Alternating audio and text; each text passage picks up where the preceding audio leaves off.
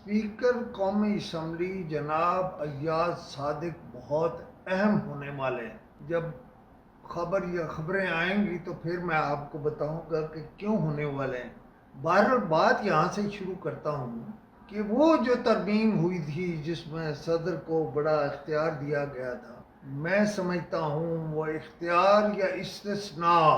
وہ اب ختم ہونے والا ہے، بلکہ پوری ترمیم ہی شاید ختم ہونے والی ہے، اور اس کے ساتھ ساتھ سندھ حکومت شاید بہت بڑی ابتلا میں آنے والی، مراد علی شاہ شاید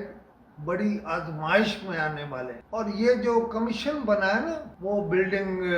جو گری ہے اس پہ، یہ بھی اصل ڈور کہیں اور سے ہلی ہے، اور ایک کیس نہیں کھلنے والا بلکہ کئی کیس کھلنے والے ہیں۔ فارم 47 کے کیس بھی کھلیں گے۔